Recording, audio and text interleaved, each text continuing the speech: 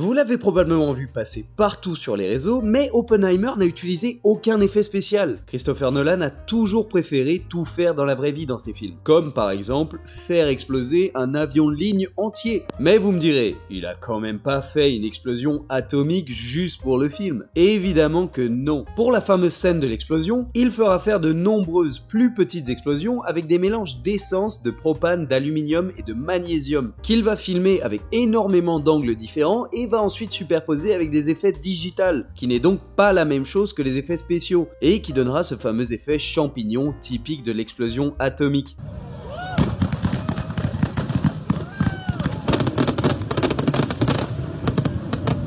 Explosion qui nous amène à notre deuxième anecdote. Lorsqu'Oppenheimer déclare qu'il ne reste plus qu'1 heure et 58 minutes avant l'explosion, eh bien cette phrase arrive exactement à 1h58 du film. Anecdote légère, mais c'est le petit détail qu'on adore. Anecdote numéro 3, dans les musiques fabuleuses du film, vous n'entendrez absolument aucun tambour ou batterie, et pour des raisons précises. Le réalisateur Christopher Nolan et le compositeur du film Ludwig Göransson ont choisi que c'était beaucoup trop associé aux militaires et ne correspond pas avec le caractère scientifique de Oppenheimer. En parlant de Ludwig Göransson, c'est leur seconde coopération sur ce film, la première étant celle de Tenet. Nolan nous a habitués à travailler avec le célèbre Hans Zimmer sur le reste de ses films, mais ce dernier n'était pas disponible puisqu'il faisait les musiques de Dune 1 et 2. En parlant des collaborations de Nolan, ça nous amène à l'anecdote numéro 4. Ça fait la 6e fois que l'on aperçoit Cillian Murphy dans un film de Nolan, mais dans ces 6 fois, c'est la première fois que Murphy obtient le rôle principal. Autre coopération, Josh Hartnett,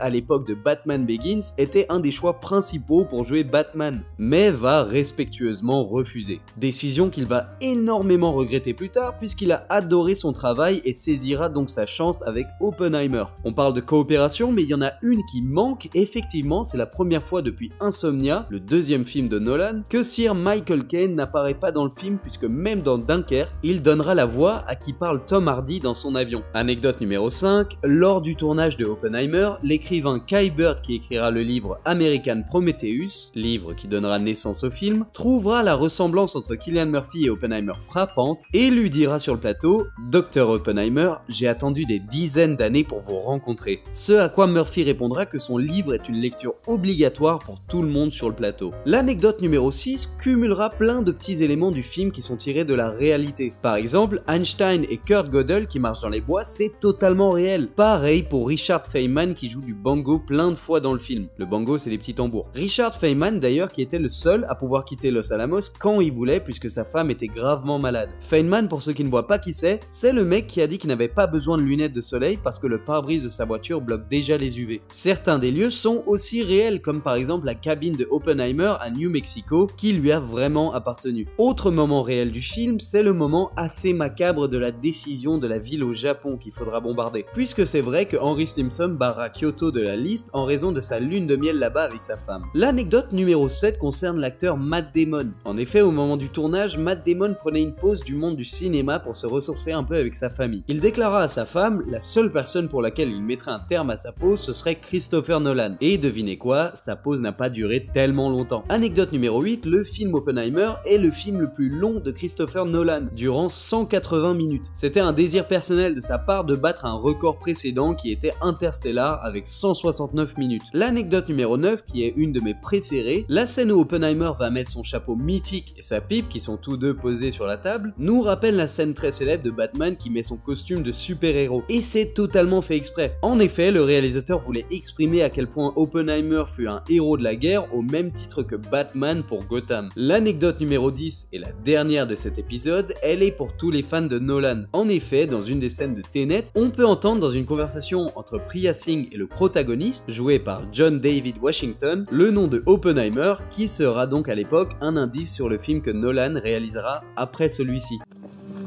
As they approached the first atomic test, Oppenheimer became concerned that the detonation might produce a chain reaction. Nothing would. They went ahead anyway and bad luck. C'était la 10e anecdote et la dernière de cet épisode. Comme d'habitude, je vous invite à liker, commenter et à vous abonner. Si vous êtes nouveau sur la chaîne, je vous invite à aller voir les autres vidéos. Quant à moi, je vous dis à bientôt.